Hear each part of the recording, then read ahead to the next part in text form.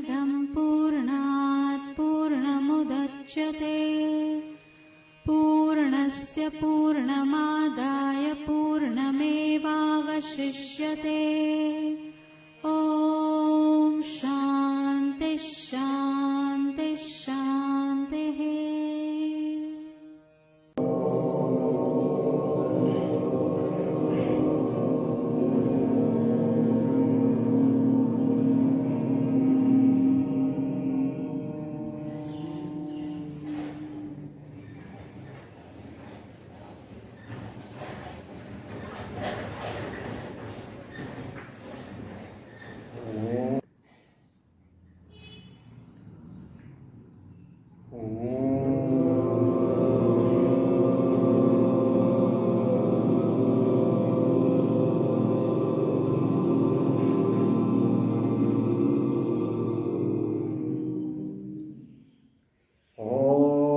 सहनावतु सहनौ भुनक्तु सह वीर्यं करवावहै तेजस्विनावधीतमस्तु मा विद्विषावहै। ॐ शान्ति शान्ति शान्तिः। शङ्करं शङ्कराचार्यं केशवं बादरायणं सूत्रभाष्यकृतौ वन्दे भगवन्तौ पुनः पुनः। ईश्वरो गुरुरात्मेति मूर्तिभेदविभागिने व्योमवद्व्याप्तदेहाय दक्षिणामूर्तये नमः। सदाशिवसमारम्भां शङ्कराचार्यमध्यमाम् अस्मदाचार्यपर्यन्तां वन्दे गुरुपरम्पराम्। श्रुतिस्मृतिपुराणानाम् आलयं करुणालयं नमामि भगवत्पादं शङ्करं लोकशङ्करम्।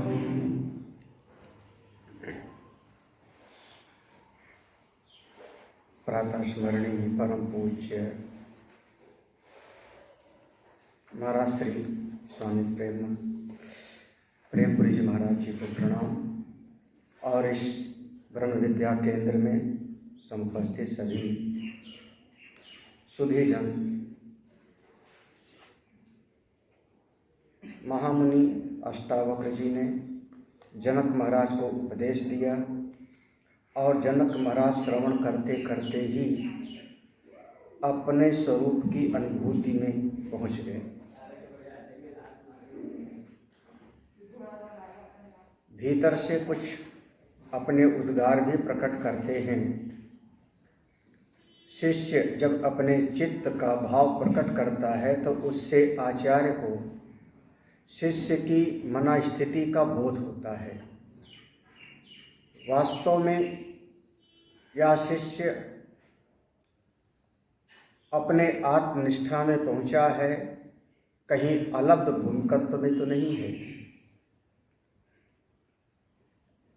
आचार्य ने पुनः उपदेश दिया, शिष्य ने पुनः अपने मन का भाव व्यक्त किया और इस प्रकार से जो संवाद है उसी का नाम अष्टावक्र गीता। 12वें अध्याय तक हमने सुन लिया। 13वां अध्याय स्वयं जनक महाराज जी का हृदय का उद्गार है। जनक महाराज ने कहा, हम लोग पहला श्लोक पढ़ते हैं। अकिंचन भवम स्वास्थ्यम कौपी न त्वेपि दुर्लभम त्यागादाने विहायस्मात् अहमासे यथा सुखम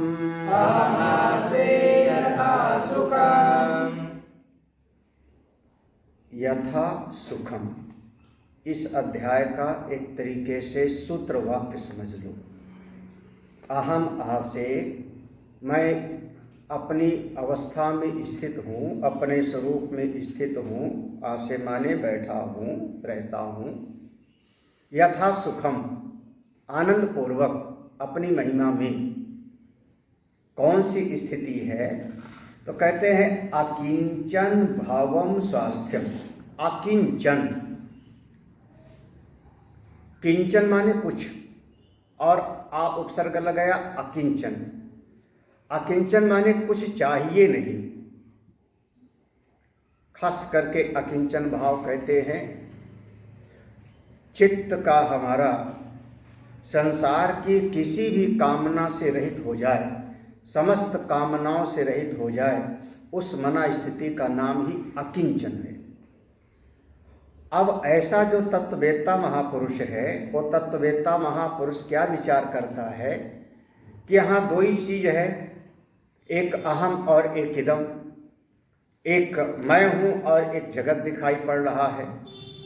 तो यहाँ जो अहम के रूप में दिखाई पड़ रहा है, मूल सत्ता ये सत्य है, यही सच्चिदानंद ब्रह्म है। और अपनी आत्म सत्ता के अलावा जितना भी कुछ दिखाई पड़ रहा है वो सब का सब मिथ्या है। आत्मैवेदम इदम सर्वम, आत्मा ही ये सब कुछ है, इसके अलावा कुछ है ही नहीं। तो सारा का सारा जगत जब भासित है, कल्पित है, मिथ्या है, तो किसी की चाह ही नहीं है। अकिंचन भवम, क्योंकि मेरी आत्मसत्ता ही सत्य है, मैं अपने स्वरूप में स्थित हूँ। बाह्य जगत जितना भी दिखाई पड़ रहा है, ये बाह्य जगत सब का सब दिखता है लेकिन है ही नहीं, प्रतीति मात्र के अलावा कुछ नहीं है, केवल प्रतीति मात्र है। और कहना चाहे तो कह सकते हैं भूत चतुष्टय का विवर्त है। बस केवल जो महाभूत हैं उनके कोई न कोई नाम रूप बन गया, नाम रूप बन गया, नाम रूप बन गया, विवर्त मात्र है। असल में तो केवल 5 महाभूत ही हैं। तो ये सारा जगत है नहीं, तो मैं चाहूँ किसको? जब भीतर कोई चाह नहीं रही तो उसका नाम हुआ अकिंचन भव। और इस अवस्था में जब पहुंचे कुछ चाहिए नहीं तो स्वास्थ्यम, मैं स्वस्थ हो गया। स्व माने स्वस्मिन, अपने स्वरूप में स्थित हो गई। हाँ, आजकल की भाषा में पूछते हैं कैसे हो, तो कहते हैं स्वस्थ हैं।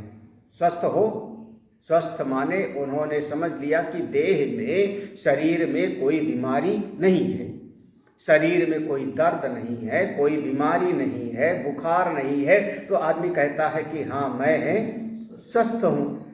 लेकिन स्वस्थ की परिभाषा है कि अपने स्वरूप में स्थित हो जाना। स्वस्थ, स्वस्मिन एव, अपने स्वरूप में ही जब बैठ गया, कोई स्थित हो गया, तो उसी का नाम होता है स्वस्थ। कब हो गया?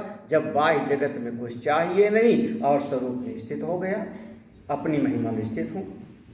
तब तक ध्यान आया महाराज आपके अलावा तो देखो ना, इस जगत में कितने त्यागी हैं, गंगा जी के किनारे कितने त्यागी लोग रहते हैं, आप ही की क्या विशेषता है? तो कहते हैं जिस अवस्था में मैं हूं ना, कौपीनत्वेपि दुर्लभम, कोई ऐसा होवे कि बाहर से सारे वस्त्र को छोड़ दिया, घर को छोड़ दिया, धन संपत्ति को छोड़ दिया, केवल कौपीन पहन करके घूमता है, लेकिन चित्त में अगर उसके कामना है तो फिर अभी वो स्वस्थ नहीं, अभी उस अवस्था को प्राप्त नहीं किया।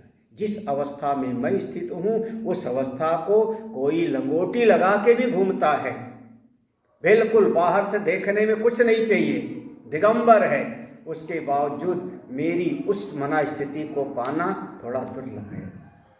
हाँ, मैं अपनी इस मना स्थिति में हूँ।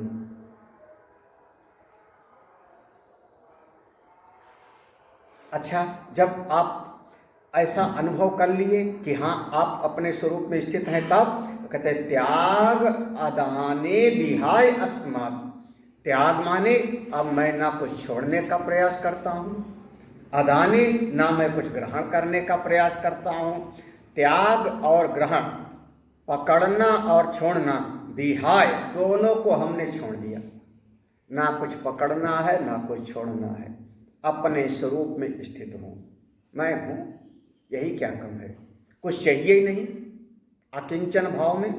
हाँ, ये शरीर की जो आवश्यकता है, शरीर की जो जरूरत है, वो शरीर की जरूरत ये शरीर का प्रारब्ध पूरा कर लेगा, ये समष्टि इसको देखभाल कर लेगी, ये प्रकृति का हिस्सा है तो प्रकृति इसका देखभाल कर लेगी। आकाश वृत्ति से जो मिल जाएगा, यदृच्छा लाभ संतुष्ट, उस स्थिति में रह लेगा। लेकिन भीतर मेरे चित्त की मन स्थिति है, कुछ नहीं चाहिए, किसी से भी कुछ नहीं चाहिए, ना धन ना संपत्ति, ना किसी से सम्मान भी नहीं चाहिए। कोई प्रणाम करता है उसका मन अच्छा होगा, नहीं करता है तो उसका मन खराब होगा, कुछ नहीं चाहिए। ऐसी मना स्थिति में मैं अहम आसे, मैं अपनी महिमा में विराजमान हूँ, यथा सुखम, सुखपूर्वक विराजमान हूँ। तो जो आनंद मुझको मिल रहा है इस समय, जो हमको इस समय पर भीतर का आनंद मिल रहा सुख, वो तो संसार में बाह्य चीज को छोड़ भी देवे, लेकिन मन से अगर कामना बनी है तो वो अनुभव उसको प्राप्त नहीं। अभी उसके चित्त में होगा ये कर लूंगा, ये नहीं कर पाऊंगा, इसको पकड़ लूं, ये मेरा है, ये तय तेरा है। अभी इस चित्त वृत्ति में है तो अभी इस आत्मस्वरूप का आनंद नहीं प्राप्त करेगा। यही जीवन मुक्ति का आनंद है, जिसको हम लोग सुनते हैं जीवन मुक्त। जीवन मुक्ति का आनंद यही है। शरीर है, जीवित है शरीर, श्वास चल रही है, हाथ पांव अपना काम कर रहा है, सब कुछ कर रहा है, भीतर से फिर भी हम मुक्त हैं। क्यों? किसी से कुछ चाहिए नहीं, कोई बंधन ही नहीं, ना त्याग है ना ग्रहण है, अपने स्वरूप में स्थित है। अब विदेह मुक्ति, सब शरीर छूटेगा तब मरेंगे, जब आनंद होगा, मुक्ति होगी, वो तो बात की बात है। जीवन मुक्ति का सुख अभी लो, इसी समय लो, जीवित रहते रहते आनंद लो। हमको संसार में किसी से कोई अपेक्षा नहीं है। अच्छा, तो ये शरीर है, तो शरीर तो है, तो कहते हैं शरीर के साथ में हमने एक समझ पैदा किया। अगला श्लोक है कुत्रापि खेदाकायस्य, कुत्रापि खेदाकायस्य, जीवा कुत्रापि खिद्यते, जीवा कुत्रापि खिद्यते, मना कुत्रापि तत्यक्त्वा, मना कुत्रापि तत्यक्त्वा, पुरुषार्थे स्थिता सुखम, पुरुषार्थे स्थिता सुखम। या जो शरीर है ना, इस शरीर को हमने प्रारब्ध पर छोड़ दिया, क्योंकि इस शरीर को अपना मानूं, अपना मान करके फिर इस शरीर से कोई कार्य करने के लिए चलोगे। फिर जब कोई कार्य करने चलोगे तो आपके मन में कोई न कोई अपेक्षा होगी, क्योंकि प्रयोजनम अनुद्देश्य मंदो अपि न प्रवर्तते। बिना किसी प्रयोजन के कोई मूर्ख व्यक्ति भी कोई कार्य नहीं करता। तो अगर इस शरीर को पहले तो मैंने अपना माना और उसके बाद आपके चित्त में कोई न कोई इस जगत का प्रयोजन बना लिया, ये वाली चीज चाहिए, ये वाला परिस्थिति चाहिए। जब प्रयोजनवान हो गए तो इस शरीर को अपना मान करके आप कुछ न कुछ चेष्टा करोगे। जब प्रयास करोगे तो उसमें कभी सफलता मिलेगी और कभी असफलता मिलेगी। अब ये जो अपने आप को शरीर वाला समझ लिया और जब परिश्रम करने गया तो एक कर्ता भाव बीच में बन गया, भोक्ता भाव भी बीच में चुपचाप आ गया। तो जब आप सफल हो जाओगे तो या भोक्ता हर्षित होगा, असफल हो गए तो या भोक्ता विषादग्रस्त हो जाएगा। किसी ने बाधा दे दिया तो आपका यही भोक्ता जो है ये उस पर क्रोध करेगा, ये आपका संसार शुरू हो जाएगा।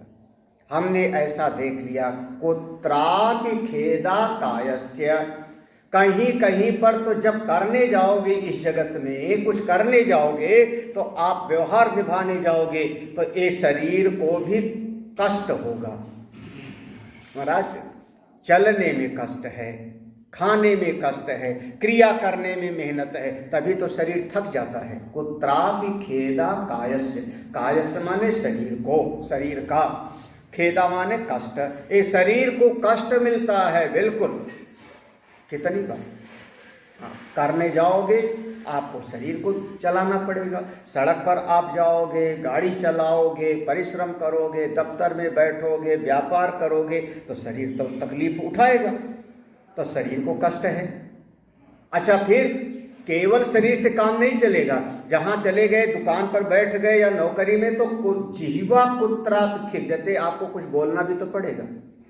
लो, आपको बोलना भी पड़ेगा। संसार किसी ने पूछा क्यों आप समय से नहीं आए, तो आपको वाणी के द्वारा कुछ न कुछ तो कहना पड़ेगा कि अमुक अमुक कारण था जो मैं समय से नहीं आ पाया। फिर कोई अच्छा व्यक्ति दिखाई पड़ा, उसकी प्रशंसा करनी पड़ेगी। कोई दुष्ट व्यक्ति दिखाई पड़ा तो उसकी जो है बुराई भी करनी पड़ेगी। और ये प्रशंसा और बुराई में फंस करके आप वाणी के एक पाप से युक्त हो गए। जिह्वा कुत्रापि खिद्यते, तो वाणी को भी कष्ट देना पड़ता है, ये शरीर को भी कष्ट देना पड़ता है। और इन सब व्यवहार में सफल हुए तो मन हर्षित हुआ, और असफल हुए तो मन विषादग्रस्त हुआ, तो मन दुखी हो गया। मनः कुत्रापि, कभी कभी मन आपका दुखी हो जाएगा। देखो, ये प्रयोजन हम चाहते थे, पूरा नहीं हुआ। एक कार्य में करना चाहता था, नहीं कर पाया, तो आपका शरीर, वाणी और मन, ये तीनों से आप व्यवहार करने जाओगे तो जीवन में कुछ न कुछ तो कष्ट उठाना पड़ेगा। अगर भगवान कृष्ण भी रथ हाँक रहे हैं ना, बागडोर हाथ में है, वो साक्षात सच्चिदानंद भगवान है, नारायण है, हमारी दृष्टि में साक्षात परमात्मा है। लेकिन महाभारत में ऐसे वर्णन है कि जब सामने से बाण आते थे तो कभी कभी भगवान को भी लगता था बाण, क्योंकि सारथी की जगह पर तो वो वही बैठे। और घोड़े थक गए तो भगवान उनके पांव की मालिश करते हैं, उनको चारा खिलाते हैं, तो शरीर को तो कष्ट देना पड़ेगा। फिर आप अगर कोई भी क्रिया करोगे तो किसी न किसी को तो अनुकूल होगा। पांडव खुश, भगवान ने इतनी करुणा किया, हमारी विजय हुई। लेकिन गांधारी श्राप देती है, जाओ कृष्ण, जैसे तुमने हमारे कुल का नाश कराया, ऐसे तुम्हारे कुल का भी नाश हो जाएगा। गांधारी, उसके और परिवार वाले, यहाँ तक कि एक मुनि है उत्तंक मुनि, उन्होंने श्राप दिया। बहुत सारी घटनाएं आ जाती है। तो आप शरीर से जब जब व्यवहार करोगे तब तब शरीर को कष्ट, मन को कष्ट, वाणी को कष्ट। ये व्यवहारिक जगत में आपको थोड़ा बहुत कष्ट उठाना पड़ेगा। करोगे तो थोड़ा कष्ट उठाना पड़ेगा।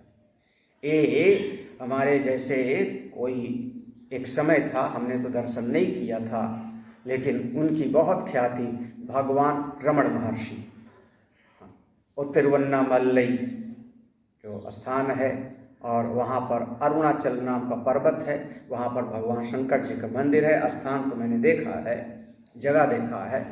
और वो महाराज श्री का तो बहुत पहले शरीर ब्रह्मलीन हो गया था, लेकिन अब उनकी मनस्थिति ऐसे चुपचाप बैठे रहते थे। जो भगत का मन होवे आवे, वहीं आसन रखा है, बैठे, जब तक मन होवे बैठा रहे, जब इच्छा होवे तो चला जावे। उनका कभी मन हुआ तो कुछ बोल दिया, नहीं मन हुआ तो दिन दिन भर, दो दिन भर बिल्कुल मौन है। ऐसी स्थिति केवल अपने स्वरूप में, ना कुछ करना है ना कुछ बोलना है, मन को किसी प्रकार से कोई बाहर की जगत में ले ही नहीं जाना। जब बाह्य जगत में ले ही नहीं जाना है, क्योंकि मैंने बाहर की जगत को सबको प्रतीत मात्र समझा, मिथ्या मात्र समझा। केवल शब्दों में नहीं है जगत मिथ्या, हाँ, शब्द में तो सबको याद है ब्रह्म सत्यम जगत मिथ्या जीवो ब्रह्मैव ना परा, लेकिन उनकी अनुभूति में है जगत मिथ्या है, हम क्यों कुछ ऐसा करें। ऐसी मनस्थिति में जब हैं तो त्यक्त्वा पुरुषार्थे स्थिता सुखम, तो हम सब छोड़ करके त्यक्त्वा, ये शरीर वाणी मन इन तीनों के द्वारा जो पुरुषार्थ किया जाता है, परिश्रम किया जाता है, वो सब को मैंने त्यक्त्वा छोड़ करके जो परम पुरुषार्थ है अपने आत्मा का, उसमें स्थिता सुखम, उसमें हम बड़े आनंद पूर्वक अवस्थित हैं। अपनी स्वरूप में मैं स्थित हूँ, मैं जैसा हूँ वैसे ही पूर्ण, जिस स्थिति में हूँ वैसे ही आनंद में हूँ, जितना कुछ है उतने में ही संतुष्ट है। अब हमको कुछ पाना नहीं था, मैं तो अपनी महिमा में रहता हूँ।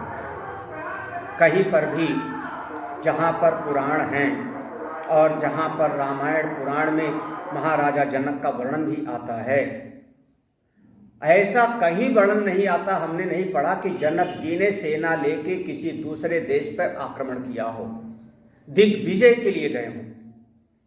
पांडव लोग गए हैं, अर्जुन आदि दिग्विजय के लिए गए हैं, हाँ, दूसरे लोग गए हैं। भगवान राम ने यज्ञ किया तो एक घोड़ा छोड़ा अश्वमेध यज्ञ के लिए, वो घोड़ा कहीं कहीं पकड़ा गया, हाँ, सब ने ऐसा कुछ, लेकिन जनक महाराज कभी किसी पर सेना लेके आक्रमण करने गए नहीं। क्यों? हमको पाना नहीं कुछ। और ऐसा भी वर्णन नहीं आता कि उनके नगर पर किसी ने आक्रमण किया हो, ये भी वर्णन नहीं है कि उनके नगर पे कोई दूसरा शत्रु आकर के चढ़ाई किया हो, वो भी नहीं। तो ना कोई मित्र है ना कोई शत्रु है, अहम आसे यथा सुखम, मैं तो केवल अपनी महिमा में स्थित हूँ, ऐसे स्वरूप में स्थित हूँ। शरीर का कष्ट, वाणी का कष्ट, मन का कष्ट, ये सब का सब छोड़ करके स्वरूप में स्थित हूँ, अपनी महिमा में स्थित हूँ। तीसरा श्लोक, कृतं किमपि नैव स्यात्, कृतं किमपि नैव स्यात्, इति संचित्य तत्त्वतः, इति संचित्य तत्त्वतः, यदा यत्कर्तुमायाति, यदा यत्कर्तुमायाति, तत्कृत्वा से यथा सुखम्, तत्कृत्वा से यथा सुखम्। कृतं किम अपि न एव स्यात्, नैव स्यात् कृतं किमपि, कुछ भी नहीं है जो आप कार्य करते हो, वास्तव में कुछ भी नहीं है। कृतम, कृतम माने कार्य, जो आप कर्म कर रहे हो, किमपि नैव, कुछ भी नहीं है। मिथ्याभिमान मत बनाओ कि मैंने बहुत बड़ा यज्ञ कर लिया, मैंने बहुत बड़ा महल बना लिया, मैंने बड़े बड़े कार्य कर लिए, कुछ भी नहीं है। जो कुछ भी आप करते हो वास्तव में कुछ नहीं है। इति संचित्य तत्वतः, ऐसा मैंने चिंतन करके धारण कर लिया। क्या धारण कर लिया? क्योंकि सारा जगत एक केवल कल्पना मात्र है। अच्छा, कल्पना में आप बड़े बड़े कार्य कर लो तो क्या फायदा उसका? आपने स्वप्न में पूरा का पूरा पहाड़ खोद डाला, स्वप्न में बहुत बड़ी नदी को पार कर लिया, स्वप्न में बड़े बड़े पेड़ को उखाड़ डाला, जगने पर कितना बड़ा काम किया। जगने पर हम पूछे क्या काम किए हो तो क्या कहोगे? बहुत बड़ी नदी को पार करके आया हूं अभी अभी, बड़े बड़े पहाड़ उखाड़ के आया हूं अभी अभी, बड़े बड़े हमने जो है पेड़ आदि जंगल को तहस नहस करके आया हूं अभी। आप जगने के बाद में संकोच करोगे कुछ कहने में, कुछ बताने में। क्यों? क्योंकि अब जगने पर पता लगा सबका सब सपना था, सब स्वप्न मात्र था। ऐसे यथा स्वप्ने, जैसे स्वप्न में वैसे जागृत अवस्था भी है। जब ये जगत है तो केवल प्रतीति मात्र है, विवर्त मात्र है। तो यहाँ कोई बहुत बड़े काम भी कर लेवे तो कृतम किमपि नहीं, कुछ भी नहीं है। ये संसार में प्राणी मिथ्याभिमान बनाता है। बताओ, देखो, मेरे 4 बच्चे थे, मैंने चारों को पढ़ा लिखा के शादी विवाह कर दिया, चारों को अलग अलग घर बना दिया। ये सब मिथ्याभिमान है। किसी भगत ने कहा, स्वामी जी मैंने अपने बच्चों को पढ़ा लिखा करके हमने अपने बड़े बेटे को अमुक विद्यालय में प्रोफेसर के पद पर सेट कर दिया, कोई सिफारिश आदि से। हमने कहा बहुत बढ़िया। फिर हमारी बेटी थी, उसको मैंने अमुक जगह पर सेट कर दिया, विवाह कर दिया, ऐसा ठीक हो गया, बहुत बढ़िया। भाई को ऐसे कर दिया, सेट कर दिया। पूछा फिर आप? बोले सबको सेट करते करते हम हो गए हैं अपसेट। सबको कर दिया सेट और खुद हो गए हम सेट। बस अब कोई हमारा एहसान ही नहीं मानता, कोई हमारा किया धरा कुछ मानता ही नहीं। वो बेटा भी हमारा कुछ नहीं मानता, भाई भी नहीं मानता, कन्या भी नहीं मानती, सब एहसान फरामोश, दुनिया ही गई गुजरी है। क्यों अपसेट हो गए? क्यों? क्योंकि आप एक तो समझते हो इस जगत में मैंने बड़े बड़े काम किया, फिर इसी जगत से बदले में तुम कोई ना कोई एहसानमंद होना चाहते हो कि मैं लोग हमारा कृतज्ञता ज्ञापन करें। झूठे जगत में मत लगाओ चित्त को। संतों ने कहा झूठी देखी प्रीत जगत में। ये सारा जगत पूरी तरह से झूठा है। जब झूठा है तो कुछ कर भी लेते हो तो उसकी कोई सत्ता नहीं। क्यों? क्योंकि अगर आप करने कुछ किया और इसको आप समझते हो बहुत बड़ा काम किया, इसका मतलब जगत के प्रति सत्यत्व बुद्धि है, अभी मिथ्यात्व निश्चित पक्का नहीं। अगर कभी कोई साधक, कोई भी साधक भक्त ये कहता है हमने ऐसा काम किया, ऐसा काम कर दिया, वैसा काम कर दिया, समझना कि निश्चित रूप से अभी वो जगत के मिथ्यात्व का निश्चय तो नहीं। ना कुछ किए हो, ना कुछ कर रहे हो, ना कुछ करोगे, कुछ नहीं, ऐसा मुझको बोध है। इति संचित्य, इति संचित माने इसको मैंने अच्छी तरह से चिंतन करके, अच्छी तरह से विचार करके तत्वतः तत्व को धारण कर लिया है अपने स्वरूप में, तत्व को असलियत में, जगत के असलियत को मैंने समझ लिया है। अब परिणाम क्या हुआ? यदा यत् कर्तुम आयाति। अब ये शरीर चल रहा है, मैं देख रहा हूं ये शरीर भी मिथ्या है, शरीर भी व्यवहारिक सत्ता में है, तो कब जब जो काम आ जाता है वो कर लेता हूं, मना थोड़े करता हूं। जब जो काम आया, यदा यत् कर्तुम आया, जब जो काम आया ये शरीर कर लेता है। और हम अपनी आत्मा में संतुष्ट हैं, आसे यथा सुखम, सुखपूर्वक अवस्था। यदा यत् कर्तुम आयाति माने किसी समय पर काम आ गया, किसी ने कहा कि देखो एक चिट्ठी लिख दो, हमने लिख दिया, बदले में हमको कुछ चाहिए ही नहीं। अच्छा लिखा कि खराब लिखा, कराने वाला जो था हो गया बस। किसी ने कहा एक गिलास पानी पिला दो, पिला दिया। हम अपनी तरफ से क्या करते हैं? कभी भगवान श्री राम का और भगवान श्री कृष्ण का, दोनों के जीवन का आप थोड़ा सा जो है विचार करें। अपनी तरफ से दोनों ने क्या किया है? अपनी तरफ से क्या किया हो?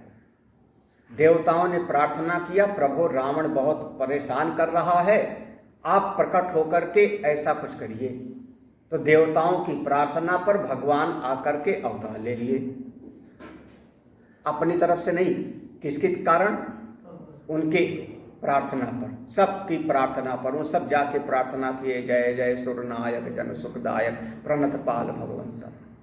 भगवान प्रकट हो गए। प्रकट होते ही मां ने आज्ञा दिया कि जैसे सुलीला अति प्रियशीला। कोई बालक इतना बड़ा नहीं प्रकट होता, चतुर्भुज रूप वाला नहीं प्रकट होता, बालक बन जाओ छोटे से।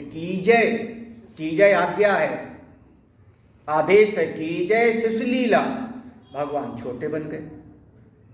इसके बाद छोटे बन गए, तब उसके बाद भी कौशल्या मां कहती है अभी भी पूरी लीला नहीं पूरी हुई। क्यों? अभी रो, बालक पैदा होता है तो रोता है, अभी रोए कहां? सुनी बचन सुजाना रोदन ठाना, कोई बालक, भगवान रोने लगे। आप पूरी रामायण पढ़िए, आगे आगे जहां तक आपका ध्यान जावे, पिताजी ने कहा महात्मा जी के साथ चले जाओ, विश्वामित्र के साथ चले गए। विश्वामित्र ने कहा एक पत्थर पड़ा हुआ है, इसको पांव से छू दो। भगवान ने कहा जो आज्ञा। और आगे गए। विश्वामित्र कहते हैं हम यज्ञ कर रहे हैं, राक्षसों से सुरक्षा करना। भगवान ने कहा जो आज्ञा। यज्ञ की रक्षा किया। फिर और आगे गए। विश्वामित्र ऋषि कहते हैं उठाऊ राम भंजऊ भव चापा, धनुष तोड़ दो। भंजऊ भव चाप, भंजो माने तोड़ देना, तोड़ दो। भगवान ने तोड़ दिया। भगवान अपनी तरफ से कुछ करते हो तो दिखाना। आप रामचरितमानस में अपनी तरफ से कुछ करते हो तो हाँ, कोई जो कहता है, उन्होंने कहा जंगल चले जाओ, हाँ चले गए, जंगल चले गए। फिर चित्रकूट में पहुंचते हैं। पूरा का प्रसंग पूरा ढूंढ डालिए। चित्रकूट में पहुंचे, यहां तक कि भरत जी सामने आ गए। वर्णन आया भरत जी सामने आ गए हैं और भगवान राम ज्यों का त्यों बैठे हैं, निश्चेष्ट अपनी महिमा में। आसे यथा सुखम। लक्ष्मण जी बगल से जो है पाहि नाथ कर पाहि गुसाई, भूतल परे लकुट की नाई। और ऐसा कहते हुए साष्टांग भरत जी पड़ जाते हैं। तब लक्ष्मण जी बगल से कहते हैं भैया प्रभु, भरत जी प्रणाम कर रहे हैं। जब भाई लक्ष्मण ने कहा कि भरत जी प्रणाम कर रहे, यही लक्ष्मण अभी युद्ध करने के लिए तैयार हो गए थे, तब उठ करके भगवान जाते हैं और भरत को गले लगाते हैं। हाँ, पूरा प्रसंग अगर मैं विचार करता हूं तो भगवान अपनी तरफ से तो अकर्ता ही हैं। जब जो कुछ कहता है सो वो कर लेते हैं। जब जो कहता है, गोपियां ने कहा नाचो, भगवान नाच पड़ते हैं। गोपियां कहती हैं ऐसा कर दो, ऐसा कर देते हैं। भगवान के सखा कहते हैं गेंद लाओ, गेंद खेलते हैं। अपनी तरफ से क्या करते हैं? क्यों? यदा यत कर्तुम आयाति तत्कृत्वा आसे यथा। ये महापुरुषों की जीवनी है। अपनी तरफ से कोई संकल्प नहीं है, अपनी तरफ से कोई बहुत बड़ा आयोजन नहीं है। जब जिस समय पर वो समष्टि, फिर महापुरुषों का जो जीवन होता है, महापुरुषों का जो शरीर है, उन्होंने अपने व्यक्तित्व को मिटा दिया, अपना कर्ता भोक्ता भाव को हटा दिया, तो उनका शरीर समष्टि के हाथ का एक करण हो जाता है। फिर वह जो समष्टि है, ईश्वर, समष्टि, प्रकृति, हिरण्यगर्भ, वो महापुरुषों के शरीर से फिर कोई बड़े बड़े कार्य कराने लगती है।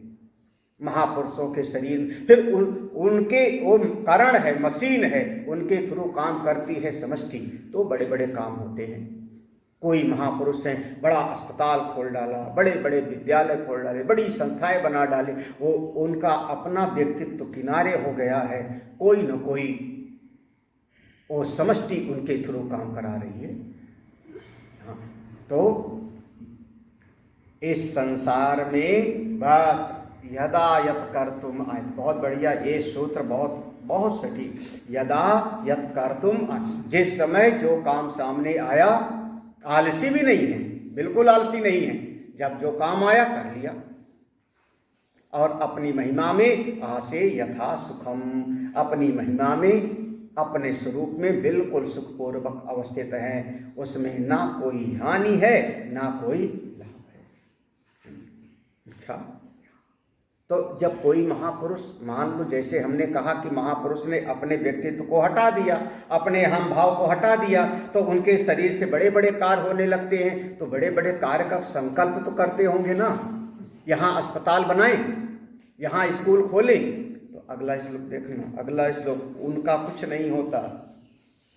कर्म नैष्कर्म निर्बंध, कर्म नैष्कर्म निर्बंध, भावादेहस्थ योगिनः, भावादेहस्थ योगिनः, संयोगायोग विरह, संयोगायोग विरह, अहमासे यथा सुखम, अहमासे यथा सुखम।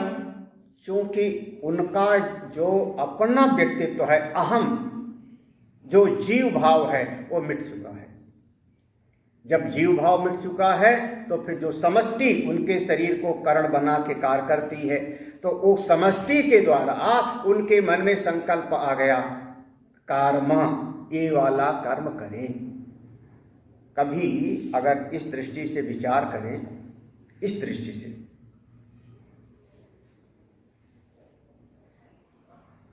धर्मराज युधिष्ठिर हैं, उनके बारे में वर्णन किया गया महाभारत में कि एक बार उन्होंने थोड़ा सा झूठ बोला, अश्वत्थामा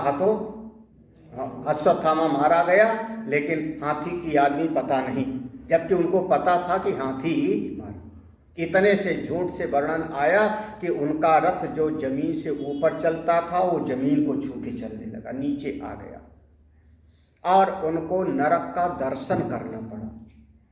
नरक के बीच से उनको ले जाया गया जब सदैव स्वर्ग जाते हैं, तो ऐसा वर्णन आया गया। लेकिन अर्जुन के बारे में कहीं कोई वर्णन नहीं है। अर्जुन का विचार करें तो अर्जुन का मोक्ष का वर्णन है। अंतिम समय होता है तो अर्जुन अपने प्राण को अपान में लीन कर लेते हैं और एक से दूसरे में लय चिंतन करते करते स्वरूपनिष्ठ हो जाते हैं। बाद में उनका शरीर स्वर्गारोहण में अनुगमन करता है, वो मुक्ति अवस्था को प्राप्त कर लेते हैं। अर्जुन की मनस्थिति कैसी है? जो भी कार्य करना है, संकल्प किसका? अपना नहीं, पहले किसका? धर्मराज युधिष्ठिर का, बड़े भाई हैं। शुरुआत में धर्मराज युधिष्ठिर, इन्होंने ऐसा संकल्प किया मैं कर लेता हूं, अपनी तरफ से कोई संकल्प नहीं है। बाद में भगवान श्री कृष्ण का, उनका संकल्प है, वो ऐसा चाहते हैं, वो ऐसा चाहते हैं, वो ऐसा चाहते हैं। वो कहते हैं पीछे छुप के मारो, क्षत्रिय धर्म के विरुद्ध है, क्षत्रिय धर्म के विरुद्ध है, लेकिन पीछे छुप के मारे। वो कहते हैं कि इस समय पर ये रथ से उतर चुका है, इसी समय इसका वध करो। अपना कोई कर्म का संकल्प नहीं है। ठीक है, आपकी आज्ञा है, मारता हूं। वास्तव में करने कराने वाले तो केवल वही एक नारायण ही है। अर्जुन मारता है। कहीं पर ऐसा नहीं लिखा कि अर्जुन को पाप लगा हो, अर्जुन को नरक का दर्शन करना पड़ा हो। अर्जुन का मोक्ष का वर्णन है श्रीमद् भागवत में, अन्य जगहों पर, लेकिन ऐसा नहीं आता। क्यों? क्योंकि अब अपनी तरफ से कोई संकल्प नहीं। तो कर्म, कुछ कर्म का संकल्प अगर होता है तो तत्वज्ञानी के शरीर से परमात्मा का संकल्प है। अब उनका संकल्प अपना नहीं। नैष्कर्म, नैष्कर्म माने अब कहीं से उनका कहीं बहुत बड़ा कार्य हो रहा था, बड़ा सा कार्य हो रहा था, बड़ी बड़ी व्यवस्थाएं थी, बड़ी बड़ी व्यवस्थाएं थी, और वहां बैठे थे, सारी व्यवस्था हो रही थी, हो सकता है यज्ञ हो रहा हो, और उनके मन में आया उठो चल पड़ो यहां से। तो वो महात्मा उठ करके वहां से चल पड़े। लोग कहेंगे अरे महाराज अभी यज्ञ पूरा नहीं हुआ है, पूर्णाहुति नहीं हुई है, और अभृत स्नान नहीं हुआ है, कार्य तो पूरा। उनके मन का भाव आया और उठ के वो चल पड़ते। उससे उनका कोई हानि और लाभ नहीं है, अपनी महिमा में स्थित है, अपनी महिमा में। हमारे पूज्य दादा गुरुदेव स्वामी तपोवन महाराज उत्तर काशी में रहते थे। उनका अनुशासन ऐसा था, ज़्यादा लोग उनके पास नहीं टिकते थे, तो 2-3 संत लोग उनके पास टिके, वो भी अन्य अन्य महापुरुषों से दीक्षा लिए हुए। हाँ, उन्हीं में से हमारे गुरु जी थे, हमारे गुरुदेव पूज्यपाद स्वामी चिन्मयानंद सरस्वती जी, चिन्मय मिशन के संस्थापक।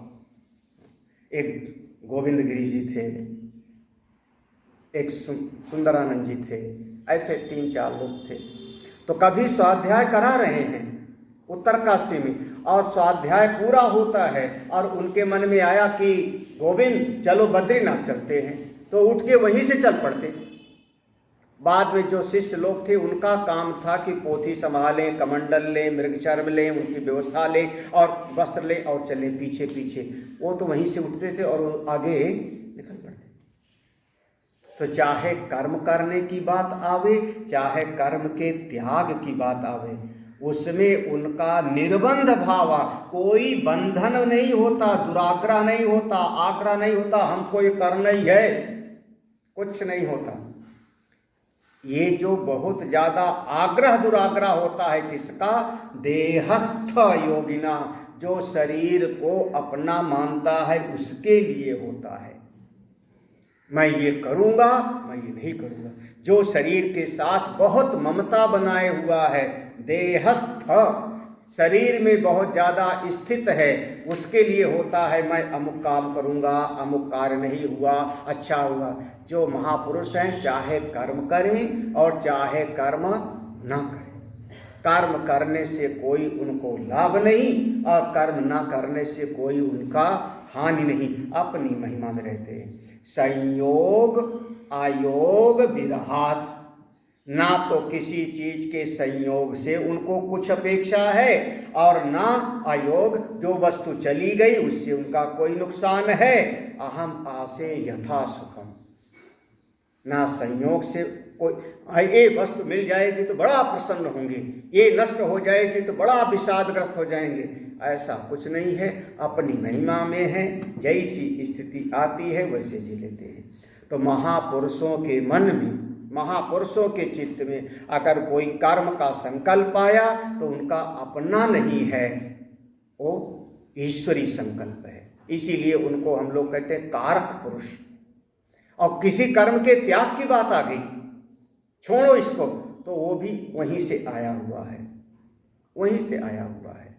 हाँ, तो वो महापुरुषों को कुछ बनता बिगड़ता नहीं। लेकिन जब शरीर में स्थित कोई है तो जो शरीर से आग्रह, शरीर में देहात्म बुद्धि है, उसके जीवन में थोड़ा दुराग्रह होता है, आग्रह होता है, मैं ये करूँगा ही, मैं इसको करूँगा, नहीं करूँगा तो फिर कौन करेगा, मेरी जिम्मेदारी है, मेरा कर्तव्य है। ऐसे थोड़े छोड़ा जाता है?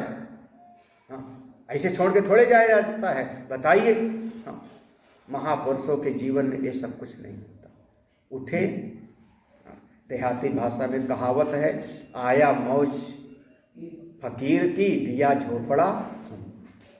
किसी झोपड़ी में रहते थे, नदी के किनारे महात्मा थे, फकीर थे, उनकी मौज उनके मन में आया, यहाँ से चले अब यहाँ से आगे कहीं पर। यहाँ भगत लोग ज़्यादा आने लगे, भीड़ होने लगी। तब अब उन्होंने सोचा कि ये झोपड़ी बनी रहेगी तो हो सकता है 2-4 दिन में हम वापस ही आ जाऊँ, क्योंकि मन का कोई लगाव होगा। कहीं बाहर गए, बरसात हुई, भीगने लगेंगे तो झोपड़ी याद आवेगी, तो झोपड़ी में वापस आ जाएंगे। तो उन्होंने शाम को जो अग्नि जलाई, उसी अग्नि से झोपड़ी फूंक दिया और आगे चल पड़े, जिससे आने की कोई गुंजाइश ही। तो आई मौज फकीर की, दिया झोपड़ा, वो स्थिति है।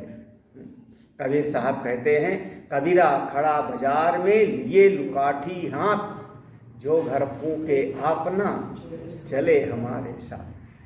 ये तो उनकी अपनी मौज है, अपनी महिमा में बड़े आनंदपूर्वक रहते हैं। जनक महाराज कहते हैं, मैं ऐसी स्थित हूँ, कर्म की बात आवे, त्याग की बात आवे, कोई संयोग हो, वियोग हो, मुझको कोई फर्क नहीं पड़ता।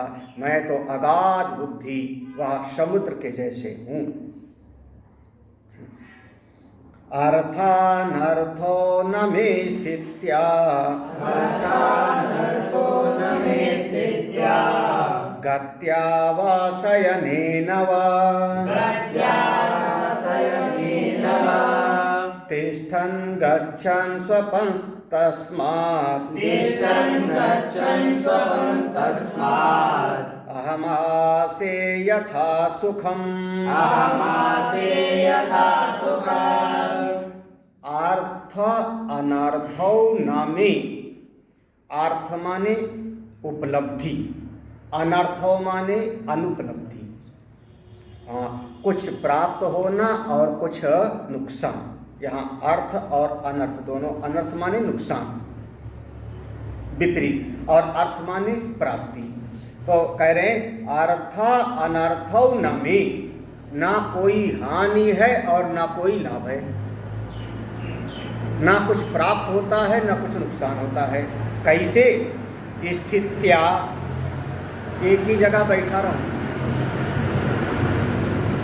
महापुरुष, तत्ववेत्ता महापुरुष उसके मन की स्थिति, एक जगह बैठे हैं तो भी उसमें कोई ना नुकसान है ना कोई लाभ है।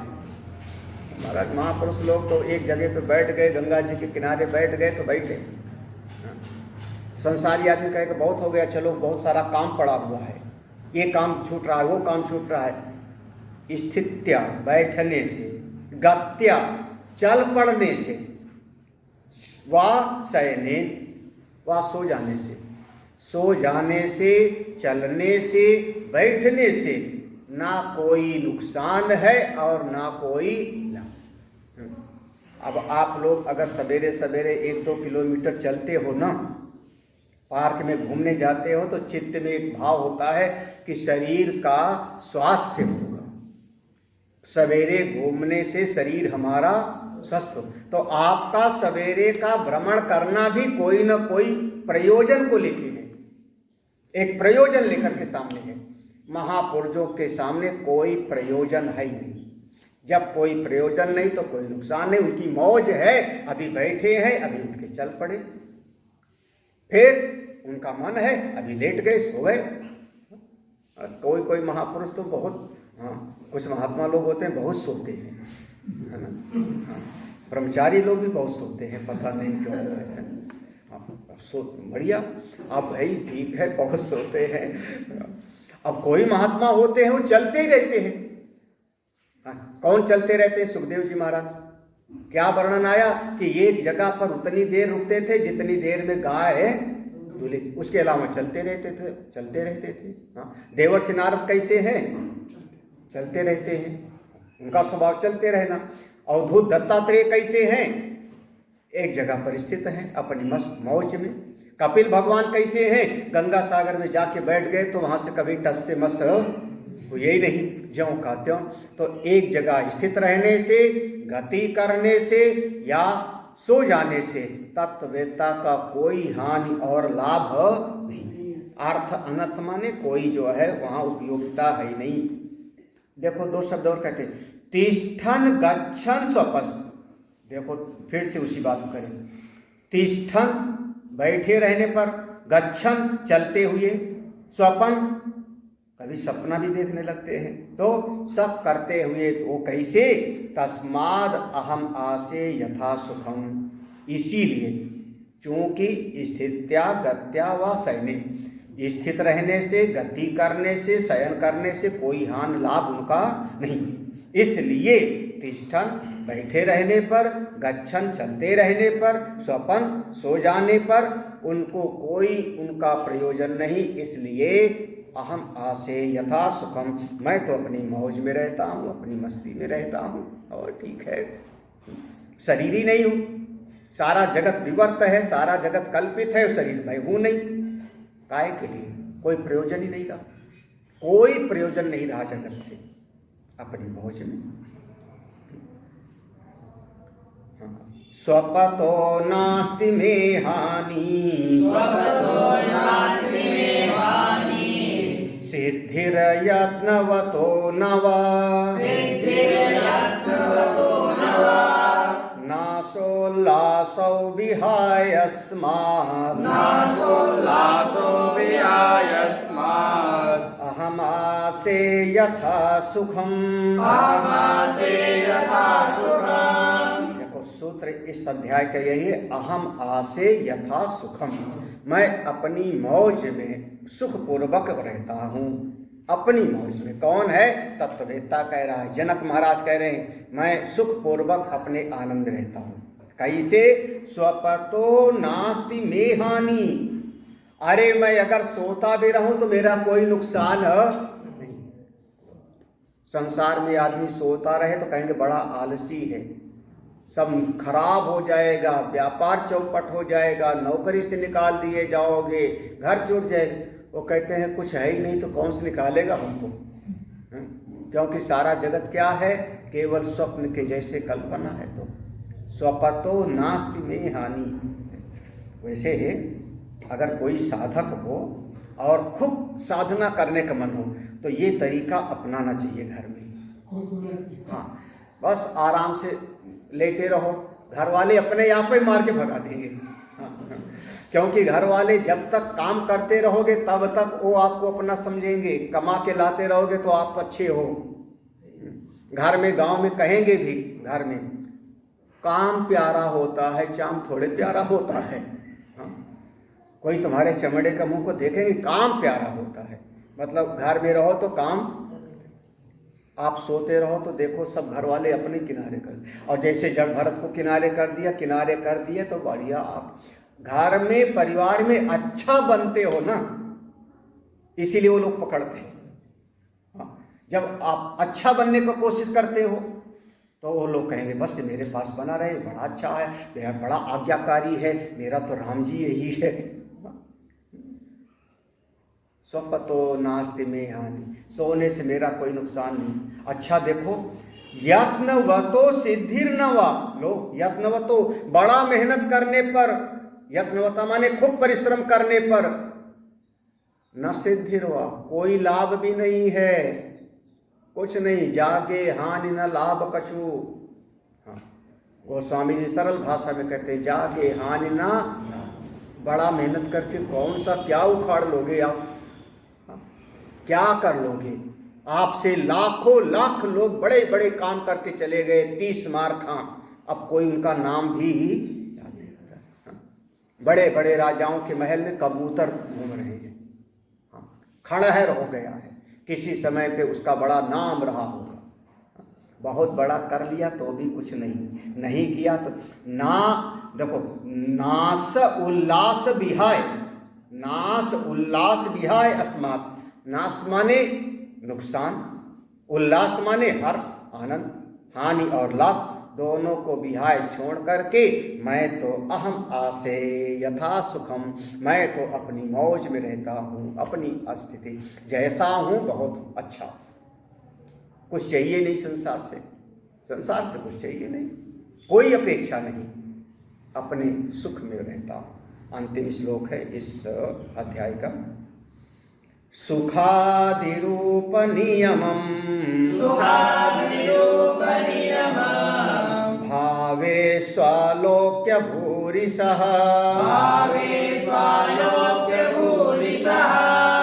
शुभाशुभे विहाय अस्मात् अहमासे यथा सुखम् सुखादि रूप अनियमम भावेशु, देखो सुखादि रूप भावेशु अनियमम, इस जगत में जो भी वस्तुएं हैं, भावेशु माने जो भी वस्तुएं हैं, जगत में जो जो चीजें हैं उनमें सुख आदि ही है, इसका कोई नियम नहीं। देखो भावेशु माने जगत में जो वस्तुएं हैं उनमें सुखादि रूप अनियमम आलोक्य, हमने क्या देख लिया कि कोई वस्तु सुख ही देगी ऐसा कोई निश्चित बात नहीं। कभी वही वस्तु सुख देती है और कभी वही चीज हमको बहुत दुख देने लगती है। एक ही चीज, एक ही वस्तु मेरे लिए सुखकारी है, दूसरे के लिए दुखकारी है। गर्मी है पंखा चलाओ तो हमको सुख मिलता है और सर्दी में पंखा चलाओ तो दुख मिलेगा। तो पंखे में ना सुख है और ना दुख, एक ही वस्तु। हाँ, तो सुख का कोई ऐसा निश्चित नियम नहीं है कि इस वस्तु में सुख ही है, ऐसा कोई है तो पक्का करके बताओ कोई। हाँ, पक्का करके बताओ कि इस वस्तु में सुख ही है। वही वस्तु एक को सुख देती है, दूसरे को दुख देती, एक समय पर सुख देती है, एक समय पर वह वस्तु हमको दुख देने लगती है। वही गुरुदेव हमारे बार बार कहते थे, मान लो एक रसगुल्ले में एक आना सुख, तो एक रसगुल्ले में 1 यूनिट सुख, तो 2 रसगुल्ले में 2 आना, फिर तीसरा रसगुल्ला खिलाओ तो 3 यूनिट सुख होना चाहिए, चौथा खिलाओ तो गणित के हिसाब से उसका सुख बढ़ना चाहिए, क्योंकि 4 रसगुल्ला हो गया, 5 हो गया। लेकिन आपके अनुभव में है कि अगर 5-6 के बाद कोई खिलाना चाहे तो आदमी का जो है भागेगा वहां से, अब हमको दुख मिलने लगा। वही चीज है, वही वस्तु एक समय पर सुख, एक समय पर दुख देती है। यहाँ सुख देती है, वहाँ दुख देने लगती है। इसलिए सुख आदि का कोई निश्चित नियम नहीं। ऐसा मैंने आलोक्य भूरिसा बार बार, भूरिसा माने बार बार मैंने विचार कर लिया इस जगत में, इसी जगत में बहुत विचार कर लिया। इसलिए शुभ अशुभे विहाय अस्मा, इसलिए मैं अपने मन से शुभ और अशुभ, सुख और दुख, सही और गलत, इन सब को छोड़ दिया। शुभ और अशुभ, उचित अनुचित, सुख और दुख, अच्छा या बुरा, इन सब द्वंद्वों को मैंने विहाय अस्मात् अपने मन से, अस्मात् अपने मन से, अपने हृदय से पूरी तरह से छोड़ करके अहम आसे यथा सुखम, हम तो बस अपनी मौज में जैसी ईश्वरी की इच्छा है उसी भाव से रह लेते हैं। क्यों? मैं तो आत्मस्वरूप हूँ, मेरा अपना आत्मस्वरूप में ना कोई बढ़ोतरी है और ना कोई घटोतरी है। मैं सच्चिदानंद ब्रह्म हूँ, परम शुद्ध स्वरूप, चेतन स्वरूप हूँ। और जगत, ये शरीर और जगत, ये सब का सब कल्पित है, झूठा है, जिसकी तीनों काल में सत्ता नहीं है। इसलिए मैं अपने सुख में रहता हूँ, अपनी महिमा में रहता हूँ। यहाँ पर 13वां अध्याय समाप्त होता है। 14वां अध्याय वो भी जनक महाराज जी का ही वचन है। हम लोग बाद में इसको जो है सुनते हैं। ओम पूर्णमदः पूर्णमिदं पूर्णात् पूर्णमुदच्यते पूर्णस्य पूर्णमादाय पूर्णमेवावशिष्यते। ओम शांति शांति शांति। हरि ओम।